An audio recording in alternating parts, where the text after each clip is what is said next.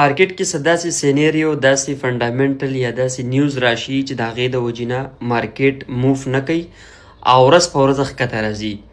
خو زه تاسو ته صرف دومره وایم چې کله هم مارکیټ کریش شي، تاسو ته ما همیشه یو ټریډ ویلی دی، تاسو ته ما ویلي و چې اونلی دغه سپاټ ټریډینګ کوئ او د دې نه علاوه چې کوم دی که فیوچر تاسو کوئ تاسو به ریسک اخلئ، تاسو چې کوم دی د شارټ ټرم گیم کې پیسه نشته دی، اونلی جسټ سپاټ ټریډ.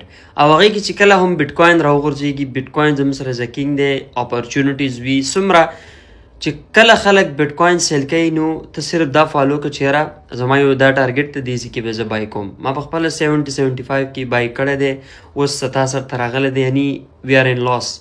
خو زه دا ویلی شم که بیټ کوین 55 کې ماته میلاویږي، 50 کې میلاویږي، 50 کې زه به نور هم بای کوم. ځان ته خپل سټریټجي جوړه کړئ، دا اوور ټریډ یې مه کوئ. یو خو ما فیوچر ټریډ چې کوم دی هغه پرېښی هم دی نه کوم ډېر زیات او ریکمنډ کوم نه که سیګنل یې نه ورکوم. اوس مخکې به په ټلیګرام کې ما اکټیو به وم. اوس ملګري چې علي بھائی د مارکیټ تقریبا 67,000 ته بیټ کوین اوس چلیږي او د دې چې کوم دی راغورځېدلی 59 کې و، یعنی 60,000.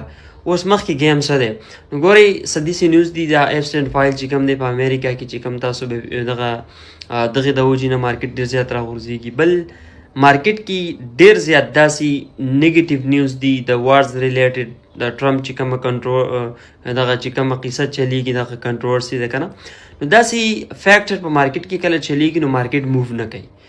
خو مطلب مارکیټ فالو کوئ او هغه کوین بای کوئ چې هغه ټاپ 10 وي، ټاپ 12 وي. لکه تاسو بي ان بي ته وګورئ څومره غورځېدلي ده، سولانا د $2.5 نه راغورځېدلي ده، ایتیریم ته وګورئ. سو دغه ټاپ کوینونه چې کوم دي بي ان بي، سولانا، ایتیریم، آلټس کوین ځان سره بای کوئ. دغه کمزوري کوینونه چې کوم دي په کوم کې لو کیپ کوین دي، دا رسکي دي، رکپولي دي او فیوچر ټریډ خو بیخي اوایډ کړئ ځکه فیوچر شارټ ټرم گیم دی. ها که ټیکنیکل سکیل هم مضبوط وي، ټیکنیکلی پوهیږئ، صحیح ده، نو بیا چې کوم دی کوئ. خو که دغه هم نه وي جسټ اونلی سپاټ ټریډ.